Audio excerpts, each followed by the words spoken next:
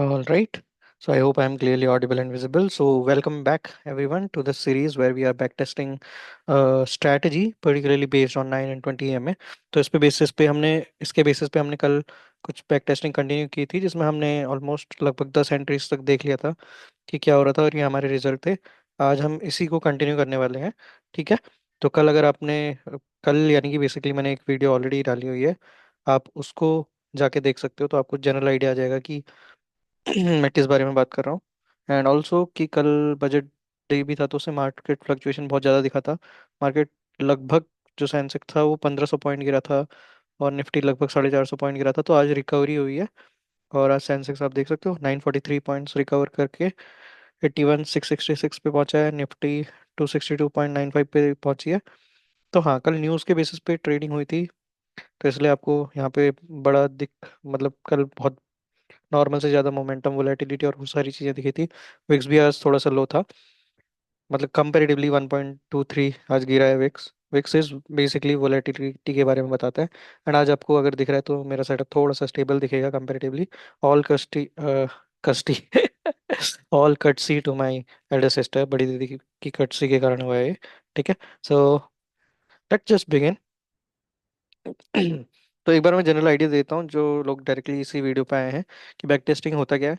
तो जब आप मार्केट में ट्रेडिंग करते हो, अगर आप लॉन्ग टर्म के लिए आए हो, देखो शॉर्ट टर्म के लिए आए हो तो आप कहीं पे भी एंटर करो कहीं पे भी एग्जिट करो, वो कंप्लीटली आप पे डिपेंड करता है। उसमें तो फिर आप गैम्बल ही कर रहे हो ना। लेकिन अगर आप लॉन्ग टर्म के लिए आए हो तो आपको एक स्ट्रैटेजी चाहिए होती है। स्ट्रैटेजी इज जनरली एक एज होता है। एज यानी कि आपको वो बताता है कि कहाँ पे एंटर करना आपके लिए सूटेबल होगा और कहाँ पे एग्जिट करना आपके लिए सूटेबल होगा, जिसमें आपकी विनिंग प्रोबेबिलिटी कम से कम थोड़ा सा नॉर्मल कंपैरेटिवली, लाइक नॉर्मल जो वेज है उसके कंपैरेटिवली थोड़ा सा हाई होती है विनिंग प्रोबेबिलिटी। ठीक है। तो ये एज हमको स्ट्रैटेजी देती है और उन्हीं स्ट्रैटेजी को हम मार्केट के जो प्रीवियस डेटा है उसके बेसिस पे चेक करते हैं कि कितनी परसेंट इसकी एफिशिएंसी है। That is known as back testing. ठीक है। तो हम जो बैक टेस्टिंग कर रहे हैं वो 920 EMA पे कर रहे हैं। तो बैक टेस्टिंग करने के लिए आपको पर्टिकुलर डेटा, ऐसा नहीं है कि आपने 8-10 एंट्रीज पे किया और आपको मिल गया कि कितनी परसेंट इसकी एफिकेसी है, कितनी परसेंट इसकी एफिशिएंसी है। नहीं, ऐसा नहीं होता है।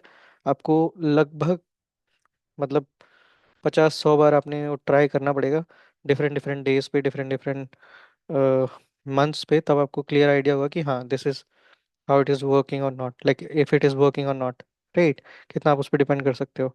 तो हमने जो फर्स्ट 5 एंट्रीज हैं ये चेक करी थी जुलाई 25 की के बोल सकते हैं डे पे, 5 मिनट कैंडल पे हम चेक कर रहे हैं। और जो लास्ट 5 एंट्रीज हैं यानी कि 6 से 10 तक, ये हमने अगस्त 2025 पे करी थी। ठीक है।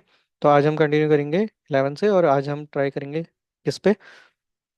आज हम ट्राई करेंगे, ठीक है मंथ वाइज ही चल रहे हैं तो अगस्त तक कर दिया है। कोई भी हम रैंडम डे पकड़ लेते हैं, सितंबर 2025 का। ठीक है। तो बैक टेस्टिंग के लिए आपने बेसिकली क्या करना होता है, यहाँ पर से आपने जो ये रिप्ले मोड है इसको क्लिक करोगे। जो एरो जैसा साइन आ रहा है ना, रिप्ले मोड, ये रिप्ले मोड होता है। फिर यहाँ से आप डेट सेलेक्ट करोगे, जिस डेट पे आप चेक करना चाहते हो। तो मैंने 2025 सितंबर बोला, आप अपनी चॉइस का कोई सा भी चेक कर सकते हो। ठीक है। तो रैंडम डे कोई भी पकड़ लेते हैं, चलो 11 पकड़ लेते हैं, 11 सितंबर 2025। उस दिन के मार्केट के बेसिस पे हम चेक करते हैं। तो जैसे ही आप इस पे गो करोगे, आपका मार्केट आपको बता देगा कि यहाँ से कैंडल आपकी शुरू हुई है। और जहाँ से ये आपने टैप करा, तो अब आपके पास मार्केट जो है वहाँ से आगे जो हुआ था उस दिन वो आपके लिए गायब हो जाएगा और आप कैंडल बाय कैंडल आगे बढ़ के देख सकते हो कि कितना वो रहा था। भाई तो ये बहुत बड़ी कैंडल नहीं है, 915 की कैंडल बहुत ज़्यादा बड़ी बनी है। अभी ग्रीन बनी है। ग्रीन कैंडल और रेड कैंडल का बेसिक्स आपको नियम पता होगा ना। ग्रीन कैंडल यानी कि जो क्लोजिंग है वो प्रीवियस से ऊपर हुई है, और रेड यानी कि जो क्लोजिंग है वो प्रीवियस से नीचे हुई है। ठीक है। तो यहाँ पे एक बड़ी बिग बार ग्रीन कैंडल हुई है यानी कि ओपनिंग समवट यहाँ पे हुई थी और उसके बाद लगातार बाइंग आई है, यहाँ तक हाई गया है। अगर मैं जूम करके थोड़ा दिखाऊं यहाँ पे मैं क्या बताना चाह रहा हूँ, इस कैंडल पे अगर मैं जूम करूँ, ये देखो, सिर्फ इस कैंडल को देखो, इसके नीचे की तरफ कोई भी विक नहीं है। विक यानी कि ये जो होता है ना, ये चीज जो लाइन लाइन जैसी होती है जिसमें कैंडल की जो साइड वाला वॉल्यूम है वो नहीं दिखता है, सिर्फ ये विक दिखती है। जैसे एक कैंडल होती है ना, उसकी विक बोलते हैं, जो ऊपर की बत्ती होती है, वैसे ही ये भी हम कैंडल या बार ही बोलते हैं इसको। तो इसमें जो विक है वो डिनोट करती है कि वहां तक प्राइस गया था बट सस्टेन नहीं करा था, ठीक है। तो नीचे की तरफ कोई विक नहीं है, यानी कि इसकी ओपनिंग यहाँ पे हुई थी, उसके बाद कॉन्टिन्यूसली ऊपर आके क्लोजिंग कहाँ पे हुई है, देखो इतना ऊपर हाई मार के गया है वो, लगभग इस पॉइंट तक, 81,535 तक, और क्लोजिंग उसने दी है 524 पे। तो जितना हाई मारा है उससे लगभग 11 पॉइंट ही नीचे है, तो ये बहुत अच्छी बिग बार मानी जा सकती है। ठीक है, तो ये वैसे भी 9:15 की कैंडल है, तो पहली कैंडल हमेशा गैप अप गैप डाउन उसके बेसिस पे बड़ी बनती है लास्ट दिन के कंपैरिजन में। अब यहाँ से हम शुरू करते हैं। अच्छा, मैं 9 EMA को ब्लैक कर देता हूँ ताकि आपको क्लियरली डिफरेंशिएट कर पाओ आप 9 और 20 EMA पे। और जो लोग डायरेक्ट इस वीडियो पे आए हैं उनको मैं जनरल आइडिया बता दूं कि EMAs होते क्या है। EMA होते हैं एक्सपोनेंशियल मूविंग एवरेज, राइट। सो 9 EMA यानी कि हम लास्ट जो 9 कैंडल है उसका मूविंग एवरेज जो प्राइस है वो डिनोट कर रहे हैं यहाँ पे। और जो सिमिलरली जो 20 EMA है वो लास्ट 20 कैंडल का मूविंग एवरेज दिखा रहा है हमको। ठीक है, तो यहाँ पे हमने ब्लैक कलर सेलेक्ट कर दिया है। ये ये ब्लैक कलर, और दूसरे को हम थोड़ा और इसको और कोई डार्क कलर देखते हैं कौन सा है अवेलेबल जो आपको इजीली दिखे। ब्लू ले लें, डिफरेंशिएट नहीं हो पाएगा ना। कौन सा, रेड ले लेते हैं, चलो रेड ले लेते हैं। रेड और ब्लैक हमने ले लिया है। तो अब आप इजीली, अच्छा ग्रीन ले लेते हैं इसको, डिफरेंशिएट करना कंपेरेटिवली ज़्यादा इजी होगा। ग्रीन ही ले लें, हाँ ठीक है चलो। देखो, अब आपके लिए डिफरेंशिएट करना कंपेरेटिवली इजी होगा। ब्लैक बहुत क्लियरली दिखाई दे रही है और उसके नीचे जो है वो आपकी 20 EMA है, ठीक है। तो एक एक कैंडल करके आगे चलते हैं, और मेरा टाइम फ्रेम यहाँ पे 5 मिनट का है, आप चाहे तो अपनी चॉइस के हिसाब से कुछ भी टाइम फ्रेम ले सकते हैं। हम 5 मिनट पे ट्रेड करते हैं। 15 मिनट कंपेरेटिवली थोड़ा सा बड़ा टाइम हो जाता है अगर आप स्कैल्पिंग कर रहे हैं, और 1 मिनट बहुत ही, अगर आप लाइक 1 मिनट आपको बहुत जल्दी अपने ट्रेड एग्जीक्यूट करने पड़ेंगे। बहुत जल्दी से मार्केट ऊपर नीचे जाता है 1 मिनट में, वोलेटिलिटी आपको बहुत ज़्यादा दिखेगी, क्लैरिटी कम दिखेगी, ऐसा वाला सीन रहता है। ठीक है, तो अगर आप अपने डिसीजंस पे इतने, क्या बोलूँ, रिजिड हो गए हैं, अपने रूल्स को इतना रिजिडली फॉलो करने लग गए हैं, तभी आप छोटी कैंडल्स ट्राई कीजिए। वरना फिर जो 5 मिनट है वो ठीक है, ज़्यादा छोटी भी नहीं है ज़्यादा बड़ी भी नहीं है। आप चाहिए तो इसको 2 मिनट 3 मिनट कुछ भी कर सकते हैं, 4 मिनट भी कर सकते हैं। ये सिर्फ आपको दिखाएगा कि उन 4 मिनट में कैसे मार्क प्राइस मूव हुआ है, उसके बेसिस पे एक कैंडल बना के दिखाते हैं, ठीक है। तो मूव करते हैं आगे को, नेक्स्ट कैंडल। हाँ तो देखो, फर्स्ट कैंडल इतनी बड़ी बाइंग आई है, उसके बाद जो नेक्स्ट फॉलोअप कैंडल आई है वो हमारे पास कैसी आई है, ऊपर की तरफ थोड़ा सा हाई बना के फिर नीचे की तरफ आई है। लो भी सस्टेन नहीं कर रहा है, उससे थोड़ा ऊपर ही काइंड ऑफ, जिसमें विक बड़ी होती है ना कैंडल्स की, उसकी पोजीशन आपने देखनी पड़ती है कि वो कहाँ पे बनी है, वहां से। ये जो विक बड़ी वाली कैंडल्स होती हैं, अगर दोनों साइड की विक बड़ी है तो डोजी कैंडल हम उसको बोलते हैं, उसमें क्लैरिटी नहीं होती कि मार्केट किस डायरेक्शन में मूव कर सकता है, उसके बेसिस पे आप प्रिडिक्ट नहीं कर सकते हो। ठीक है, तो नेक्स्ट कैंडल पे चलते हैं। रेड कैंडल आई है, ठीक है। नीचे की तरफ प्रॉपर सेलिंग आई है यहाँ पे, ऊपर की तरफ विक यानी कि ऊपर की तरफ ले जाने का ट्राई किया गया था बायर्स के द्वारा बट नहीं सक्सेसफुल हुए, नीचे की तरफ आया है मार्केट। फॉलोअप कैंडल, ठीक है, जो 9 EMA है इससे एक थोड़ा सा यहाँ पे रेजिस्टेंस आया है। देखते हैं नेक्स्ट कैंडल पे कैसा किया है इसने। ठीक है, 9 EMA पे दो कैंडल यहाँ पे बन चुका है। हम्म तो यहाँ पे हम देखते हैं, हमारी 920 बेसिस पे हम क्या एंट्रीज बना रहे हैं ना, तो यहाँ पे एक लॉन्ग पोजीशन लेके देखते हैं कि क्या हुआ था मार्केट में, ठीक है। क्योंकि मेरे ट्रेड लेने का सिंपल सा लॉजिक है, 9 EMA ऊपर है 20 EMA नीचे है, यानी कि हम ट्रेंड की डायरेक्शन में ही मूव कर रहे हैं। 9 EMA शॉर्ट जो मोमेंटम है या जो शॉर्ट ट्रेंड है उसको दिखाता है, 20 EMA थोड़ा कंपेरेटिवली जो आपका टाइम पीरियड है उसमें आपका वो दिखाता है कि ट्रेंड कैसे चल रहा है। तो 9 EMA ऊपर है यानी कि प्राइस 20 EMA के कंपैरिजन में ऊपर चल रहा है, अब ट्रेंड के हिसाब से सही चल रहा है। ठीक है, तो यहाँ पे से कहीं पे हम, ठीक है यहाँ पे कहीं पे हम एंट्री बनाएंगे और लास्ट स्विंग हाई तक ले जाने की कोशिश करते हैं। ठीक है, लास्ट स्विंग हाई तक, और जो EMA है हमारा 20 EMA को हम क्या लेके चलते हैं, 20 EMA को हम वो लेके चलते हैं इधर, अपना SL लेके चलते हैं, ठीक है। हम्म ऑलराइट, ठीक है, ये हमने यहाँ पे एंट्री बना दी है। नेक्स्ट कैंडल पे हमारा ठीक है नीचे की तरफ आया है, यहाँ से बाइंग अगर बायर्स आए होते तो ऊपर चले जाता। जहाँ तक है इसमें एसएल हिट हो जाएगा, ठीक है। हमारी जो सेलिंग है उससे कंपेरेटिवली थोड़ा सा ऊपर अभी चल रहा है। ठीक है। ओके, यहाँ पे हमारा जो एसएल है वो हिट कर गया है। देखो आइडियल के सिनेरियो में तो मैंने यहाँ पे एसएल पहले ही हमारे हिट कर जाता। क्यों? क्योंकि मैं 20 ईएमए को ईएमए लेके चल रहा था, 20 ईएमए को एसएल लेके चल रहा था। तो यहाँ पे जब मैंने पहले इस वाले कैंडल के हिसाब से 20 ईएमए यहाँ पे था, मैंने यहाँ पे एसएल रखा हुआ था। बट नेक्स्ट कैंडल में ऊपर आ गया था तो मैं यहाँ कहीं ले आता और वो हमारा एसएल हिट हो गया होता। तो हम यहीं कहीं पे बाहर निकल जाते, इतने नीचे हम आते ही नहीं। पर ठीक है चलो, ये वाले को भी लेके चलते हैं। तो हमारा इसमें एसएल गया है। ठीक है, कितने? एक दो तीन चार पाँच। अपने डेटा में ऐड कर देते हैं इसको। 5 कैंडल यानी कि 30 minute, sorry 25 minute, my bad. 25 minute का हमने टाइम लिया। एंट्री हमने कहाँ ली थी? 9 ईएमए पे ली थी, with trend, with trend and keeping SL at 20 EMA. ठीक है। ओके। और कितने पॉइंट के लिए हम जा रहे थे? एसएल हमारा कितने पॉइंट का था? एसएल हमारा 51 पॉइंट का था। और इधर टारगेट हमारा कितने का था? टारगेट हमारा 94 का कुछ का था। 1:2 का हम जनरल वो करते हैं। यहाँ पे एसएल हिट हो गया था ना, लॉस हुआ था। एसएल गया था हमारा। ठीक है। तो ये हमारे आज का एक डेटा हो गया। देखो आप इस ऐसे ही किसी भी स्ट्रेटेजी को टेस्ट कर सकते हो, ऐसे ही लाइक टेबल टाइप बना के, जिसमें प्रायोरिटी आपकी क्या होगा। ट्रेड नंबर तो चलो ठीक है, वो ट्रेड नंबर 1 2 3 4 ये खाली सीरियल नंबर है। टाइम, कितने टाइम तक आप ट्रेड में सस्टेन किए। अगर आप इसमें और प्रिसाइज जाना चाहते हो कि मॉर्निंग के टाइम पे आपने लिया या मिड सेशन लिया आपने, या जो आफ्टरनून सेशन है लास्ट 3 बजे के आसपास या 2 के बाद आपने लिया, तो वो टाइम के लिए आप एक अलग बना सकते हो कि किस टाइम पे आपने एंटर किया, किस पे एग्जिट किया। ये सिर्फ मैंने टाइम ड्यूरेशन के बेसिस पे बनाया। तो आप 2 टेबल और ऐड कर लो अपनी क्लैरिटी के लिए। क्या सेटअप था, किसके बेसिस पे हमने एंट्री करी, ये हम यहाँ पे लिख रहे हैं। कितना आप एसएल लेके गए थे, एसएल यानी कि कितना आप मार्केट को देने के लिए तैयार थे, चेक करने के लिए कि आप सही हो या नहीं हो। टारगेट, कितने पॉइंट आप ले रहे थे, कितने प्रॉफिट आप लेने के लिए तैयार थे। तो देखो हमेशा एक चीज आप ये लेके चलना कि एसएल आपको पता होना चाहिए, प्री डिफाइंड होना चाहिए आपको कि कितना आप मार्केट को देने के लिए तैयार हो। और वो इतना होना चाहिए कि आपको बहुत ज़्यादा ऐसे इफेक्ट ना करे। क्योंकि at the end of the day, चाहे वो स्ट्रैटेजी हो चाहे कुछ भी हो, मार्केट में मेंटेलिटी, साइकोलॉजी ज़्यादा प्रिवेलिंग होती है इन सब के ऊपर। ठीक है। तो आपकी जो साइकोलॉजी है, जो मेंटल एनवायरनमेंट है, या जो आपका ट्रेडिंग मेंटल वो है, क्या बोल सकते हैं, ट्रेडिंग मेंटेलिटी है, वो आपकी इंटैक्ट रहनी चाहिए, उस पर इफेक्ट नहीं आना चाहिए।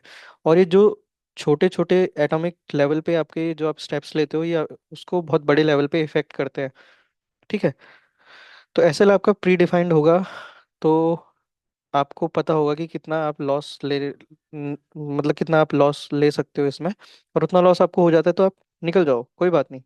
गलत होना उसको ईगो पे नहीं लेना है कि हमारा ऐसे हो गया, हम गलत प्रूफ हो गए, या आपने उसको पेन से एसोसिएट कर दिया, ऐसा नहीं करना है। ये हमने आज जो हम ट्रेडिंग साइकोलॉजी पे बुक पढ़ रहे हैं, सर मार्क डगलस की द डिसिप्लिन ट्रेडर, उसमें भी पढ़ा था, राइट। तो लास्ट में it is not you against market, it is you versus you. ठीक है। सेम चीज को परसीव करने के अलग अलग तरीके होते हैं। जहाँ पे आपने एंट्री करी, वहां पे किसी दूसरे ने कुछ और परसीव करके हो सकता है कि अपना सेल ऑर्डर लगाया हो, राइट। क्योंकि बहुत सारे लोग पार्टिसिपेट कर रहे हैं और सबकी मेंटेलिटी अलग अलग है, तभी तो प्राइस मूव कर रहा है ना। अगर सबकी मेंटेलिटी एक जैसी होती तो मार्केट मूव ही नहीं करता। जहाँ पे आपको लग रहा है कि बाइंग अपॉर्चुनिटी है, किसी ना किसी को लगना चाहिए कि यहाँ पे सेलिंग अपॉर्चुनिटी है, तभी तो जो आप बाई करोगे वो कोई सेल कर रहा होगा, तभी तो ट्रेड होगा ना। अल्टीमेटली ट्रेड हो रहा है, उसका मतलब क्या है कि एक प्राइस पे आप कुछ खरीदने के लिए तैयार हो तो कोई वहां पे बेचने वाला भी तो हो, तभी तो ट्रेड होगा, है ना। जैसे आप ऐसे समझो कि आप एक दुकान में गए, आपने पूछा कि आपका जो फेवरेट स्नैक है वो अवेलेबल है या नहीं है। अब वहां पे अगर वो अवेलेबल होगा तभी तो दे पाएगा, अगर होगा ही नहीं तो कैसे दे पाएगा। वैसे ही ट्रेड आपका एग्जीक्यूट तब होता है माइक्रो लेवल पे, जहाँ पे आप बाई कर रहे हो वहां पे कोई सेल करने के लिए भी तैयार हो, तभी होता है वो। ठीक है। तो इस चीज पे आते हैं। हमें ये बताना चाहती है कि टारगेट आपका हमेशा एसएल से बड़ा होना चाहिए, एसएल आपका प्री डिफाइंड होना चाहिए और टारगेट आपका एसएल से बड़ा होना चाहिए। कि मार्केट में आप जो भी रिस्क ले रहे हो उसके अगेंस्ट आप कितने पॉइंट लेने जा रहे हो। जैसे यहाँ पे आप देखो, हर किसी में 1:2 का रिस्क रिवॉर्ड, एटलीस्ट 1:2 का फॉलो करने की कोशिश कर रहा हूँ। अगर मैं 40 पॉइंट देने के लिए तैयार हूँ तो 82 का मैं टारगेट के लिए तैयार हूँ। ठीक है। तो इतना इसमें रिजिड भी नहीं रहना कि 82 या नीचे बिल्कुल 80 पे नहीं निकलूंगा, नहीं। मार्केट के सेंटीमेंट्स के हिसाब से ये आपको 100 भी दे सकता है मोमेंटम के साथ। बट अगर मार्केट वहां तक नहीं गया तो आप 80 70 पे भी निकलने के लिए तैयार हो। बट एक रफ आइडिया आप लेके चलो कि ऐसा होने वाला है, या जैसा भी मार्केट आपको देने के लिए तैयार है आप वैसा लेने के लिए तैयार हो उधर। ठीक है। तो हाँ, यहाँ पे मैं वही बता रहा था कि 11वीं हमारी एंट्री बन गई है। अब हम चलते हैं नेक्स्ट वाले पे। अगर इससे रिलेटेड आपको कहीं पे कोई डाउट है या कोई ऐसा टर्म है जो आपको समझ नहीं आ रहे, you can post it in the comment section and I make a separate video around it, right, if required. Now moving ahead, अगली चीज पे चलते हैं, अगले कंडीशन पे चलते हैं। अभी मैं सिर्फ 9 और 20 पे के बेसिस पे ही एंट्रीज अपनी बना रहा हूँ। ठीक है। तभी तो हम उसको चेक करने की कोशिश कर रहे हैं ना, वही तो हम स्ट्रेटेजी चेक कर रहे हैं। मैं बाकी अभी सपोर्ट रेजिस्टेंस इसमें देख नहीं रहा हूँ। जो मैं रियलिटी में चेक करता हूँ मार्केट में, प्राइस एक्शन में चेक नहीं कर रहा हूँ। तो मेन फैक्टर वॉल्यूम मोमेंटम वगैरह नहीं देख रहा हूँ। ठीक है। वैसे भी आपने देखना, जब आप स्ट्रैटेजी को टेस्ट कर रहे हो तो आपको क्लैरिटी होनी चाहिए कि ठीक है आप स्ट्रैटेजी की बेसिस पे ही एंटर कर रहे हो। अभी मैं सिर्फ ये देखना चाह रहा हूँ कि 920 पे मैं अलग अलग तरीके से कहाँ पे मैं एंट्री बना सकता हूँ, कहाँ पे वो प्रॉफिट दे रहे हैं, कहाँ पे वो लॉस दे रहे हैं। तो अभी तक आप बैक टेस्टिंग में देखो, मैक्सिमम टाइम लॉस हो रखा है, सिर्फ एक प्रॉफिट हो रखा है आउट ऑफ 11 ट्रेड्स। तो यानी कि कहीं ना कहीं पे हमने, अगर हमको एज चाहिए तो हमको यहाँ पे विनिंग परसेंटेज अभी बहुत कम है, 1:11 का चल रहा है। तो दैट मीन्स ये एक सही एंट्री नहीं है अभी तक के डेटा के हिसाब से। ठीक है। अभी हो सकता है कि हमने राइट टाइम पे एंटर नहीं करा है, जो भी हमारा सेटअप रहा। अब हम थोड़ा आगे चलते हैं, देखते हैं और क्या है। ये मेरा एनालिसिस है, आप अपना एनालिसिस बना सकते हो खुद से। ठीक है। Now moving ahead, next candle पे चलते हैं। देखो, अब अभी तक अगर आपने देखा होगा, ये जो ईएमए का ट्रेंड था उसमें 9 ईएमए ऊपर था और 20 ईएमए नीचे था, इसका मतलब अप ट्रेंड पे चल रहा है। अब यहाँ पे क्या हो रहा है देखो, और उसके ऊपर ही कैंडल बन रही थी ना। अब देखो इस पॉइंट के बाद, इसको मैं हटा देता हूँ। इस पॉइंट के बाद मार्केट में क्या हुआ है, एक बहुत बड़ी सेलिंग आई है जो 9 और 20 में दोनों से नीचे जा चुकी है। ठीक है। तो अब हम उस वाली कंडीशन पे भी जा सकते हैं जहाँ पे क्रॉस ओवर हो रहा है। ठीक है। और नीचे हो सकता है कि ये गैप फिल करने के लिए भी आए। अभी मैं बाकी फैक्टर देख नहीं रहा हूँ, बट ठीक है। अभी हम यहाँ से इतनी जल्दी एंट्री नहीं बनाएंगे 920 के बेसिस पे। या बना भी सकते हो, देखो आप ऐसा भी सोच सकते हो कि 920 एक रेजिस्टेंस की तरह काम कर रहा था या सपोर्ट की तरह कर रहा था, क्योंकि मार्केट अप ट्रेंड में था ना। तो रेजिस्टेंस तो अब काम करेगा, ये पहले सपोर्ट की तरह काम कर रहा था। लेकिन अब वो सपोर्ट टूट गया है, तो यहाँ से हो सकता है कि और बायर्स और सेलर्स आए, या जिन्होंने यहाँ पे पोजीशन लेके बैठा होगा कोई बायर मान लो। देखो, जो कैंडल जाती है ना किसी भी तरीके तरफ, वो दो तरीके से जाती है। यहाँ पे ग्रीन बनी है, इसका मतलब ये थोड़ी कि बहुत सारे बायर्स आए हैं तभी ये ऊपर गया है। ऐसा भी तो हो सकता है जो सेल करके बैठा था यहाँ कहीं पे, हाई, मतलब सेल कब करता है बंदा, सेल वो सोचता है कि मैं हाई पे कर रहा हूँ, उससे नीचे प्राइस जाएगा तो वहां पे उसको प्रॉफिट होता है सेलर्स को। अब मान लो किसी ने यहाँ पे कहीं पे सेल किया होगा, तो उसका टॉलरेंस भी तो देखो, जितना कैंडल ऊपर आई है, सेलर जो होगा इतना ऊपर अगर कैंडल आ गई है, तो उसने भी तो कहीं पे गिव अप किया होगा ना। गिव अप किया होगा यानी कि अपनी पोजीशन स्क्वायर ऑफ करने के लिए उसको क्या करना पड़ेगा, अगर वो सेलर है तो उसने बाई करना पड़ेगा। यानी कि इवन सेलर अपनी पोजीशन अगर चेंज करता है तो वो भी आपके बाइंग मोमेंटम पे क्या करता है, ऐड ऑन होता है। तो उसके कारण भी यहाँ पे कैंडल, मतलब वो भी एक बायर की तरह एक्ट करते हैं, और एडिशनल और बायर जुड़े होंगे तो बड़ी कैंडल आती है। वैसे यहाँ पे अगर सेलिंग आ रही है तो इसका मतलब ये नहीं कि सिर्फ सेलर ही सेलर्स एक्टिव है। जिसने यहाँ पे बाइंग की अगर कोई पोजीशन बनाई होगी, यहाँ पे कोई बायर्स होंगे, उनका लॉस बढ़ते जा रहा होगा बढ़ते जा रहा होगा, तो यहाँ कहीं पे उन्होंने पोजीशन कट करी होगी ना, कहीं पे भी करी होगी। फॉर एन एग्जाम्पल मैं बोल रहा हूँ, यहाँ कहीं पे करी होगी, तो उसके बेसिस पे मार्केट और नीचे आएगा, वो एक सेलर की तरह एक्ट करने लग जाएंगे ना अगर उन्होंने अपनी पोजीशन स्क्वायर ऑफ करी है। तो that is also one thing that I wanted to talk about now. यहाँ पे अगर देखा जाए तो सेलिंग के हिसाब से इतना मोमेंटम आ चुका है। तो अब 920 के बेसिस पे हम चल रहे हैं, तो ये देखते हैं कि अब अगले कैंडल में क्या होता है। 9 से देखो, सॉरी 20 से एक छोटे से, इसका जो हाई है इस कैंडल का वो 20 तक गया है, और उसके बाद से फिर नीचे की तरफ आया, लेकिन नीचे भी लो से भी थोड़ा सा एक विक ऊपर की तरफ बनी है। तो नेक्स्ट कैंडल में देखते हैं कैसा बन रहा है। नेक्स्ट कैंडल एक डोजी कैंडल टाइप बनी है, अनडिसाइसिव, यहाँ से पलट भी सकता है नीचे भी जा सकता है। ज़्यादातर चांसेस है कि नीचे जाए, और ऊपर ईएमए का क्रॉस ओवर भी हो गया है। तो देखते हैं कि सेलर्स थोड़ा सा और एक्टिव हो सकते हैं अगर मार्केट थोड़ा और ऊपर जाए। ठीक है। ये देखो, यहाँ से बाइंग कैंडल आ गई है एक बड़ी, इसके भी अलग अलग रीजन हो सकते हैं। देखो, जिसने यहाँ पे सेल किया होगा उसका यहाँ तक प्रॉफिट बन गया है, तो यहाँ पे हो सकता है कि उसने अपनी पोजीशन स्क्वायर ऑफ कर दी हो, तो वो बायर बन गया। थोड़ा सा और बायर आए होंगे मार्केट में, तो वो उन्होंने भी बाई किया होगा, तो ये पोजीशन ऊपर आ गई। पूरी बिग बार बनी हुई है 920 में से ऊपर। अब यहाँ पे एक कैंडल और ऊपर जाते हैं, नीचे लाने की कोशिश की गई है, फिर से नीचे नहीं ला पाए हैं। ठीक है, ऊपर की तरफ सस्टेन किया 920 EMA से ऊपर। ठीक है, चलो एक लॉन्ग पोजीशन और बना के ट्राई करते हैं। यहाँ पे हम वही, इधर इस ज़्यादा रिस्क ना लेते हुए, यहाँ पे टारगेट हमारा इधर रहेगा, और थोड़ा सा 1:2 का। हाँ ठीक है, 1:2 हमारे यहाँ तक हो रहा है ना। ठीक है, यहाँ कहीं पे लेके चल देते हैं कि प्रीवियस जो जहाँ से ग्रीन बाइंग आई है वहाँ से उससे नीचे हम अपना ऐसा लेके चल देते हैं। अब यहाँ पे 920 EMA के बेसिस पे मैंने इसलिए बनाई है, देखो क्या हुआ है यहाँ पे। 920 EMA एक सही सपोर्ट की तरह काम करने लग गया है, जैसे ही प्राइस ऊपर गया है, तो इससे ऊपर सस्टेन हुई है ये कैंडल। तो यानी कि यहाँ से एक बाइंग आ सकती है, सेलिंग भी आ सकती है, बट हम बाइंग की तरफ जा रहे हैं। देखो नेक्स्ट कैंडल कितने नीचे ले जाने की कोशिश की है, फिर से ऊपर आया है, डोजी बनी है। देखो फिर से थोड़ा सा बाइंग आ रही है। ठीक है। हम्म। इसको थोड़ा आगे बढ़ाना पड़ेगा हमने ना।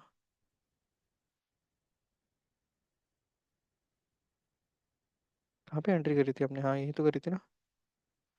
ठीक है, इतने दिन में वो ऐसे ही निकल जाता, क्योंकि स्कैल्पिंग के हिसाब से बहुत ज़्यादा टाइम ले लिया है इन्होंने ऑलरेडी। तो जिन्होंने जो हमने सोचा था बायर्स आएंगे वो आए नहीं है।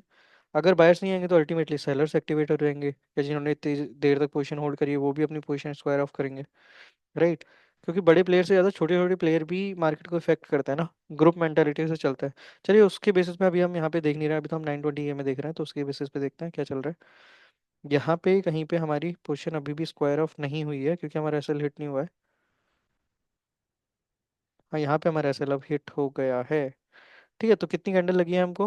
यहाँ पे हमने एंट्री बनाई थी, एक दो तीन, एक दो, अरे ये क्यों ऐसा कर रहा है भाई।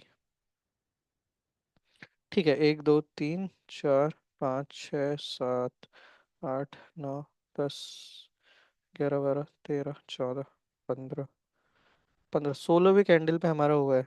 सो दैट मीन्स 1 घंटा 20 मिनट। राइट। तो 1 घंटा 20 मिनट तक तो मार्केट में मैं क्या ही रहूँगा लोकेशन अपनी पोजीशन लेके, क्योंकि जो मेरा ट्रेडिंग स्टाइल है वो इतना लंबा मैं होल्ड करता नहीं हूँ generally.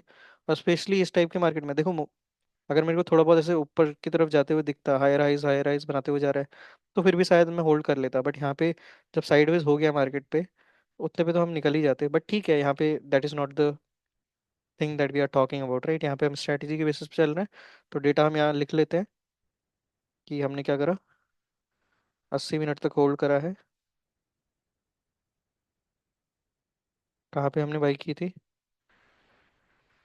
Hmm. Big green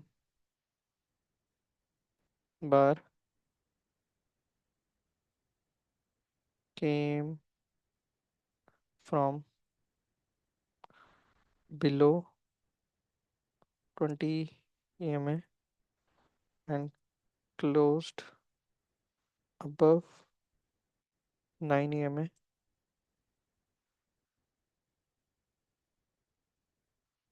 and previous candle red थी। ये डेटा मैं लिखना चाहूँगा नहीं, अगेंस्ट द ट्रेंड लिख लेता हूँ मैं। Against the trend. देखो ये आपका जनरल है, आप अपनी बैक टेस्टिंग कर रहे हो, इसमें आप अपने हिसाब से कर सकते हो कुछ भी। आप जो भी आपको रिक्वायर्ड डिटेल लगती है कि लिखना जरूरी है वो आप लिख सकते हो, क्योंकि आप अपना एज बना रहे हो ना। आप यही तो चेक कर रहे हो कि इसमें कोई ऐसा हार्ड एंड फास्ट रूल नहीं है कि ऐसे ही करोगे तो ही पता चलेगा, नहीं। आपने देखना है, क्योंकि नेक्स्ट टाइम इसके बेसिस पे आपने एंटर करना है ना मार्केट पे। अगर ये आपको एक एज देती है तो आप डिसाइड करोगे कि ये मार्केट आपको बेनिफिशियल रहेगा नहीं रहेगा लॉन्ग रन में। तो यहाँ पे आप जैसे आपकी मर्जी वैसे लिखो, मतलब जितना डिस्क्रिप्टिव आप लिखना चाहो, जितना शॉर्ट लिखना चाहो, जैसी आपकी रिक्वायरमेंट्स हो। यहाँ पे हमने 58.58, देखो ये एक चीज़ और आपने समझनी है। आपको यहाँ पे लग रहा होगा कि बहुत बड़े बड़े हम ऐसे लेके चल रहे हैं, बट ये जो 58 पॉइंट यहाँ अगर मूव हो रहा है तो प्रीमियम आप 0.5 से मल्टीप्लाई करके मोटा मोटा अंदाजा लगा लो कि कितना मूव होगा। एटीएम की बात कर रहा हूँ मैं। 3 टाइप के स्ट्राइक प्राइस होते हैं, ATM, ITM and OTM. OTM होता है out of the market, ATM होता है at the market, and ITM होता है in the market. In the market यानी कि जो चीज़ ऑलरेडी हो चुकी है। जैसे यहाँ पे मार्केट अभी चल रहा है, एग्जाम्पल के तौर पे मान लो मार्केट यहाँ पे चल रहा है इधर पे 81,395 पे। तो इससे नीचे के जितने होंगे वो कॉल के लिए क्या हो जाएंगे, आईटीएम हो जाएंगे। ठीक है। इससे ऊपर के जितने हो जाएंगे वो ओटीएम हो जाएंगे। और जहाँ पे ये है 81 कितने पे है, 81,395 पे, तो 81,400 आपका एटीएम हो जाएगा, एट द मार्केट हो जाएगा। तो आई होप जनरल आइडिया आपको समझ में आ गया होगा। बट अगर नहीं आया, डिटेल में आपको जानना है, तो I can make a separate video around it, you can post it in, like you can post it in the chat, और you can post it in comment. ये क्या, आज थोड़ा टंग ट्विस्टिंग ज़्यादा हो जा रही है सिंपल से स्टेटमेंट फॉर्म करने में भी। ये थोड़ा ऐसा हो जाता है कि दिन में जो कंटेंट बनाता हूँ वो पूरा इंग्लिश में होता है, फिर शाम को ये थोड़ा मिक्स्ड, लाइक बाइलिंगुअल जाता है हिंदी इंग्लिश में, तो इसीलिए थोड़ा सा ये हो रहा है। बट ठीक है, आप क्रक्स समझ रहे हो, that is important, right. Hmm. Now moving ahead, next चीज़ की हम बात करते हैं। नेक्स्ट, अच्छा हमने यार डेटा पूरा फिल कर दिया था क्या? नहीं नहीं, हम ये देखने आए थे कि हमने कितने पॉइंट, 58 पॉइंट हमने रखे थे, और टारगेट हम कितने के लिए जा रहे थे, 122 के लिए जा रहे थे। देखो, अगर हम देखें तो यहाँ से मूव होके कुछ पॉइंट तो उसने दिए हैं। यहाँ से अगर मैं देखूँ कितने पॉइंट तक ये गया है, 51 पॉइंट तो दिया है इसने, 1:1, और ऑलमोस्ट 0.88 का, 1:0.88 का हमको टारगेट मिला है। तो हो सकता है कि बहुत लोग यहाँ पे भी सेल कर लेते, 51 पॉइंट मिल जाते। तो ये भी है। बट हम बड़े आरआर के हिसाब से चेक कर रहे हैं अपनी स्ट्रैटेजी। 122 तक चल रहे थे, मैंने स्विंग हाई के हिसाब से बनाया था एक, यहाँ पे कहीं पे, कि यहाँ तक जाएगा मार्केट तो बेनिफिशियल होगा। ठीक है, ये 58 था ना, 58, और यहाँ पे 122 लेके चल रहे थे। लॉस हुआ, ऐसा हिट हुआ। रियल मार्केट में मैं खैर कभी ऐसे करता नहीं, बट यहाँ पे मैं क्योंकि स्ट्रैटेजी चेक कर रहे हैं तो अपन उसी के बेसिस पे चल रहे हैं कि कितनी बेनिफिशियल है। ठीक है, 2-3 एंट्री और चेक करते हैं हम, क्या सीन है। हम्म। ओके। ऑलराइट, देखो। इसको मैं हटा ही देता हूँ ना। अब देखो 29 EMA नीचे है और 20 EMA ऊपर है। कभी भी 9 EMA शॉर्ट ट्रेंड को दिखा रहे हैं, तो 9 EMA अगर नीचे है इसका मतलब शॉर्ट ट्रेंड क्या चल रहा है, लोअर साइड की तरफ चल रहा है। 20 EMA ऊपर है यानी कि लॉन्ग ट्रेंड अभी जो था उसके प्राइस के हिसाब से शॉर्ट ट्रेंड अभी लोअर साइड को चल रहा है। ठीक है, तो that is a good sign for us. Hmm. Now next candle, again 9:20 AM से। आज का मार्केट, ये जिस दिन हमने पकड़ा है ना, इस दिन शायद मार्केट साइडवेज था, क्योंकि आपको क्लियरली यहाँ पे एक चैनल दिख रहा होगा ना। तो यहाँ पे ऐसे मार्केट में अच्छा आपको ये पता होना चाहिए कि किस मार्केट में रहना है, किस में नहीं रहना है। ये क्लियर आपको चैनल में चलता हुआ दिख रहा है ना, ये देखो, इस चैनल में ही मूव कर रहे हैं। यहाँ से अच्छा लंबे फ्रेम में ही दिखा देता हूँ मैं आपको, ऑलमोस्ट सुबह से एक ही चैनल में है। यहाँ से इस चैनल में है, अप्रोक्स इसी रेंज में है मार्केट। थोड़ा नीचे चल जा रहा है, थोड़ा ऊपर चल जा रहा है, बट इसी रेंज में है। तो काइंड ऑफ साइडवेज आप बोल सकते हो मार्केट को। ठीक है, थोड़ा आगे लेके चलते हैं, देखते हैं कितनी देर तक इस चैनल में रहता है। हम्म।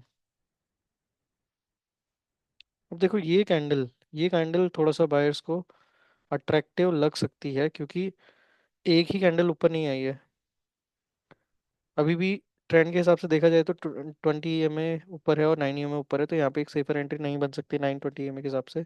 इवन दो बिग बार है ये, तो बहुत सारे सेलर्स कूदेंगे। बट साइडवेज मार्केट भी चल रहा है, तो देखो ये हाई से पलटने के भी चांसेस कंपेरेटिवली ज़्यादा हैं।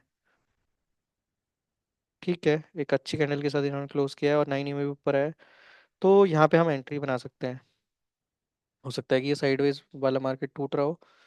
मेरे एंट्री करने का सिंपल सा मतलब यहाँ पे इसीलिए है क्योंकि 9 EMA और 20 EMA का क्रॉस ओवर हुआ है, और 9 EMA ऊपर आ गया, यानी कि शॉर्ट ट्रेंड जो है वो चेंज हो गया, ऊपर की तरफ आ गया है। और जो साइडवेज मार्केट है, हालांकि उसी के लेवल के अंदर है अभी भी, 81,521 तक तो उसी लेवल पे है, पर ठीक है, रिस्क ले सकते हैं अपन, क्योंकि हम स्ट्रैटेजी चेक कर रहे हैं ना। यहाँ कहीं भी मान लो मैंने एंट्री बनाई थी, ऐसे लिए ही लेके चलते हैं 920 EMA का जो क्रॉस ओवर है, 20 EMA ही लेके चलते हैं।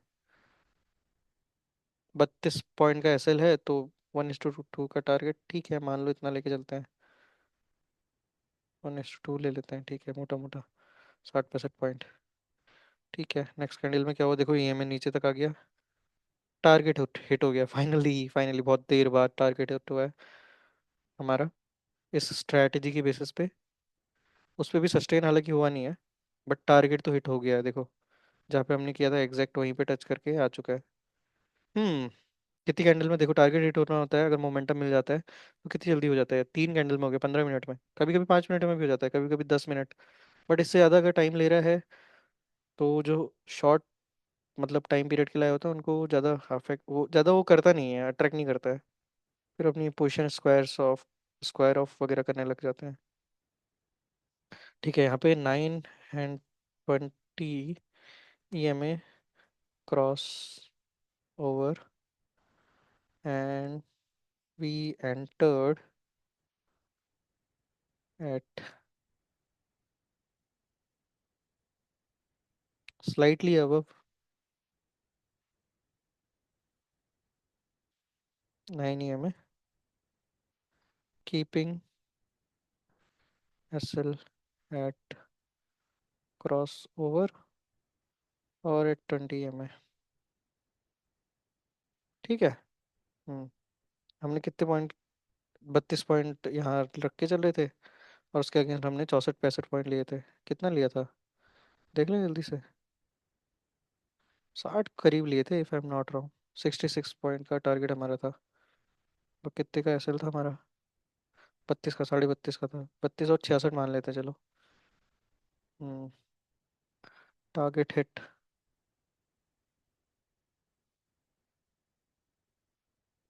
हम्म।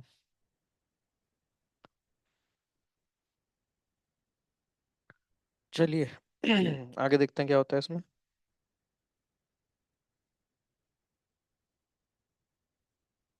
कितने हो गए हमारे, 14-15।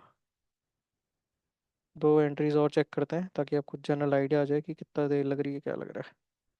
अभी तक आई थिंक आप लोग को क्रक्स समझ में आ गया होगा कि मैं क्या करना चाह रहा हूँ, बैक टेस्टिंग एग्जैक्टली होती क्या है। राइट। इसी के अराउंड हो सकती है, आप अपना अपना बेसिकली आप डाटा चेक कर रहे हो प्रीवियस, अपनी एज के बेसिस पे कि वो मार्केट में कैसे काम करता है। जो प्रीवियस मार्केट है उसके बेसिस पे आप देखो ये कितनी अच्छी बाइंग आएगी अगली कैंडल में, इतना ऊपर चली गई है 9 EMA से लेके, ट्रेंड के साथ साथ। जहाँ से मार्केट ऐसा होने लग जाता है ना, तो ये एक अच्छा आपको फिर वहाँ से सारी चीज़ें अच्छी लगने लगती हैं। हम्म। तो टारगेट से ऊपर चले गया है, बट यहाँ पे एंट्री बनाना थोड़ा सेफर ऑप्शन, देखो घुस सकते हैं जिस हिसाब से बाइंग आ रही है, एक एंट्री हम यहाँ पे और बना सकते हैं। बट वो थोड़ा सा ट्रिकी रहेगा, क्योंकि जिन्होंने यहाँ पे अपनी पोजीशन बनाई होगी ना, जिन्होंने यहाँ से प्रॉफिट लेना शुरू किया होगा, यहाँ पे तो किसी ने क्या ही बनाई होगी, बट जिसने ये चलो यहाँ पे भी बनाई होगी, तो वो ऑलरेडी होल्ड कर चुके हैं इस पॉइंट तक, तो उनका अच्छा खासा प्रॉफिट बन चुका है। तो अगर वो प्रॉफिट बुकिंग करेंगे तो वो भी एज अ सेलर एक्ट करेंगे मार्केट को नीचे ले आने के लिए। तो यहाँ कहीं अगर ऐसा लेवल हो तो वहां से सेलिंग आ सकती है। देखो डे हाई तक हम पहुंच रहे हैं। ठीक है, तो ये चीज़ भी देखनी होती है, बट ठीक है, अभी तो हम 920 EMA पे कर रहे हैं, तो इतनी सारी चीज़ें मैं इंक्लूड करता नहीं हूँ। एक नई एंट्री बना के देखते हैं कि कैसे वो वर्क करता है।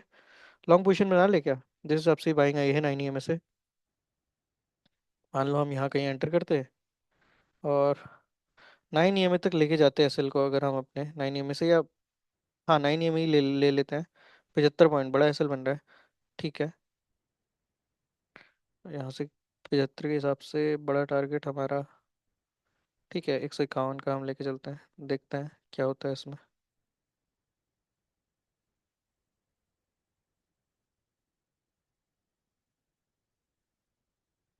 देखो जहाँ पे इसने बहुत टाइम लगा लिया ना, तो हमारा मोमेंटम ऑलरेडी टूट चुका है।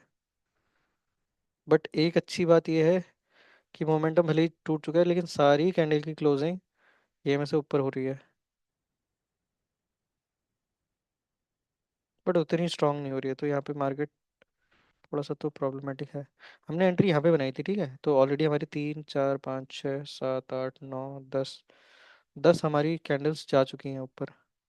10 कैंडल में इसने बहुत कम ही टारगेट दिया वैसे, और जैसे ये बना रही है डोजी के डोजी कैंडल ऊपर की तरफ, देखो बायर्स ले जाने की बहुत ट्राई कर रहे हैं, बट ले नहीं जा पा रहे हैं। बाकी बायर्स एंटर नहीं कर रहे हैं देखो, कुछ बायर्स ट्राई कर रहे हैं, लेकिन बाकी बायर्स उसके साथ ऐड नहीं हो रहे हैं, और सेलर्स अपनी पोजीशन नहीं छोड़ रहे हैं, तो ये भी रीज़न होता है। थोड़ी सी बाइंग फिर से आई। मार्केट क्लोज ही ना हो जाए अब। देख रहे हो ऊपर कितना ले आने का ट्राई कर रहे हैं, लेकिन कितनी जल्दी नीचे ले आ रहे हैं, तो यहाँ से कहीं से तो रेजिस्टेंस आ रहे हैं। डे हाई था ना यहाँ पे, जो मैं बात कर रहा था। रियल मार्केट में तो मैं अभी तक बाहर हो जाता। अच्छा वैसे, ट्रेलिंग असल में दिखा नहीं रहा हूँ, लेकिन ट्रेलिंग असल यूज़ करना चाहिए। ये हमारे ट्रेलिंग असल के हिसाब से हिट कर गया होता। ठीक है चलो। ये कर दूं क्या मैं ट्रेलिंग एसएल के हिसाब से इसको, वो कर दूं क्लोज अपने एसएल। हम्म। चलिए ठीक है, एसएल एसएल ही रहने देते हैं। देखते हैं क्या होता है। वैसे भी बहुत शाम का देखो, एसएल हिट हो गया है यहाँ पे इस कैंडल पे। कितनी बजे की, 2:30 बजे की कैंडल पे फाइनली एसएल हिट तो हो चुका है गाइस। बहुत सारी कैंडल बन गई। 1 2 3 4 5 6 7 8 9 10 11 12 13 14 15 16 17 18 19 20 21 22 23 24 25 26 26वीं कैंडल पे आया है।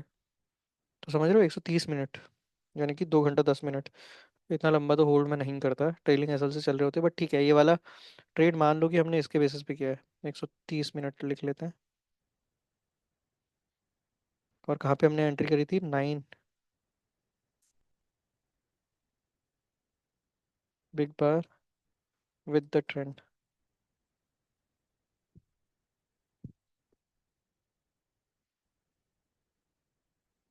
एसएल हमने कहाँ रखा था यार?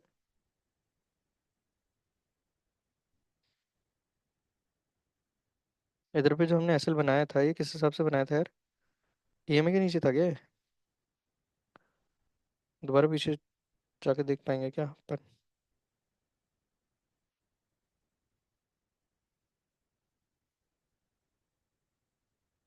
यहाँ पे हाँ, ईएमए के नीचे तो था। ठीक है ईएमए के नीचे था, माय बैड। 75 पॉइंट का एसएल रखा था हमने। 150 पॉइंट के लिए हम जा रहे थे।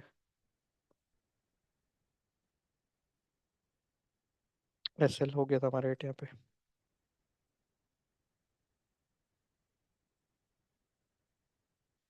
देखो आप जब बैक टेस्ट कर रहे हो, अभी तो हम 15 ही एंट्री पे हैं, बट आप बड़े डेटा पे करोगे तो 80 90 मान लो, 50 60 आपने कर दिया, तो उसके बाद अपना अपना आप एडिशनल पॉइंट भी ऐड कर सकते हो। आपको थोड़ा बहुत मार्केट समझ में आने लगेगा कि कैसा हो रहा है।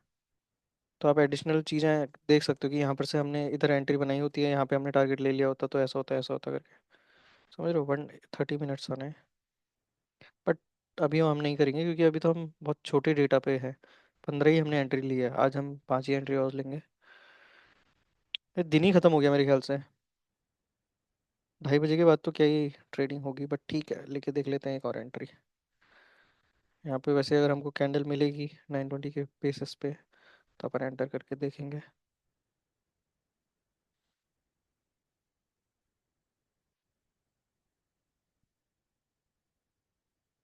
ठीक है, एक अच्छी कैंडल है नहीं, बट चेक करने के लिए अपन ले सकते हैं।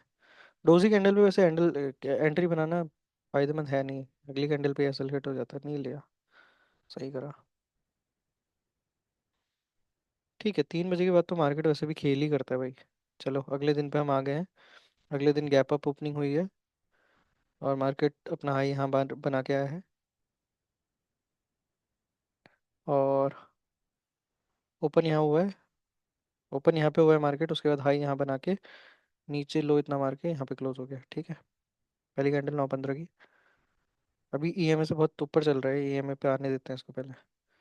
ठीक है, ईएमए पे आ गया प्राइस, 9 ईएमए पे। 9 ईएमए से एक, क्या रेंज पे ही है वैसे तो, अभी यहाँ से कोई क्लैरिटी मिली नहीं है ईएमए के बेसिस पे। ठीक है, एक फॉलो कैंडल आई है। हाँ, ये वाले पे हम देख सकते हैं कि एंट्री कैसे होती है। ये हमारी लास्ट एंट्री होगी, देखेंगे। हम्म। सिंपल सा है, डे डे का पहला ट्रेड। 9 ईएमए से एंट्री, 20 ईएमए को एसएल रख के किधर मूव करते हैं। 50 पॉइंट का एसएल है, तो 100 पॉइंट लेके नहीं चलते हैं। ठीक है, मोटा मोटा 102 पॉइंट, चलो। चलो गाइस, देखते हैं क्या होता है इधर। तो ऑलमोस्ट ऑलमोस्ट टारगेट हिट हो गया है यहाँ पे। बहुत ऊपर तक गया है, 776, लगभग 20 पॉइंट नीचे। ओके, ऑलमोस्ट टारगेट हिट हो गया है यहाँ पे। 1:2 का। अगर देखा जाए तो। पर ठीक है चलो, अभी नहीं दिख रहा है उतना। देखो ऑलमोस्ट गया है, ये 10 पॉइंट ही बचा हुआ है। और ऐसे अगर मैं रियल मार्केट में होता तो मैं निकाल दिया होता ट्रेड अपना, बट ठीक है। चलिए, टारगेट भी हिट हो चुका है यहाँ पे। तो एक सक्सेसफुल टारगेट, पहला दिन की एंट्री। 1:2 का टारगेट। कितनी कैंडल लगी इधर? इसके बेसिस पे एंट्री बनाई थी ना हमने। कहाँ पे बनाई थी हमने एंट्री? हाँ, इसी के बेसिस पे बनाई थी आई गेस। हम्म। नहीं, इसके नहीं, इसके बेसिस पे बनाई थी यहाँ पे। इस वाली के बेसिस पे बनाई थी ना, इसके लो पे। ठीक है, तो 1 2 3 4 5, 25 मिनट में हमारा टारगेट हिट हो गया।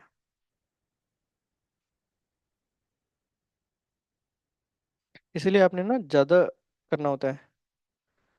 एंट्री 9 AM है। एग्जिट 20 AM है। कितने पॉइंट का एसएल ले रहे थे हम? 50। टारगेट हमारा 100 का था। टारगेट मिल चुका है हमको। टारगेट हिट हो चुका है गाइस। ठीक है। इसीलिए मैं कह रहा हूँ कि लंबे डाटा पे आपने देखना पड़ता है। वैसे डे हाई तक भी जा सकता है, फिर वहाँ से थोड़ा बहुत रेजिस्टेंस। बहुत सारे मल्टीपल फैक्टर होते हैं, बट अभी 920 के बेसिस पे हम देख रहे थे, तो ठीक है, ये हम समझ लेते हैं। ऑलराइट, तो आज हमने एक पूरा डे कवर किया और एक हमने और एंट्री बनाई। आपने एक चीज़ और गौर करी होगी, जिस स्ट्रैटेजी के बेसिस पे मैं चल रहा था। मैंने यहाँ पे पूरा 11 अगस्त 11 सितंबर का मार्केट देखा, बट मेरे 4 ट्रेड टोटल बने। अगर मैं स्ट्रैटेजी के बेसिस पे चला, भले ही लॉस हो गया। 3 में लॉस, एक में प्रॉफिट, ऐसा कुछ हुआ था हमारा आई गेस। हाँ, एक में टारगेट आया था। और यहाँ से हमने बनाया था ना, 4 ट्रेड हमारे कल के थे। अगर कल ही कल का देखा जाए तो 2 में एसएल गया था, 3 में एसएल गया था, एक में टारगेट आया था। तो ऐसे भी आप देख सकते हैं कि पूरे दिन में, यानी कि पूरे मार्केट में 9:15 से 3:30 के बीच में मैंने 4 ट्रेड बनाए थे। तो स्ट्रैटेजी इसीलिए आपको ओवर ट्रेडिंग से भी बचाती है, आपको क्लियरिटी होनी चाहिए। हालांकि ये स्ट्रैटेजी कितनी वर्किंग क्या है, ये तो हम अभी अंडर प्रोसेस ही है, इसके देखने पे थोड़ा इसको अपने हिसाब से हमने देखना भी पड़ेगा कि कहाँ पे ज़्यादा प्रोबेबिलिटी ज़्यादा अच्छी दिखाती है, कहाँ से टारगेट देने की प्रोबेबिलिटी ज़्यादा अच्छी है, तो वो सारी चीज़ें चेक करनी है। बट या, this was today's backtesting video was all about. We continued with 5 more entries today, and we talked in between. We tried and tested 9 and 20 EMA strategy, and we have different like motive सबके पीछे 9 और 20 EMA ही था। Entry exit हमने अलग अलग जगह से बनाई है, उसके बेसिस पे हमको क्या क्या हमारा रिजल्ट आया वो भी हमने डेटा जर्नल जर्नल कर लिया है, ठीक है। So that was it about today's video, guys, and we'll hopefully meet tomorrow with another video on backtesting probably, and side by side हमारी psychology पे जो series चल रही है वो तो चल ही रही है. So do watch it as well, because that is very important for you if you are here for a longer duration.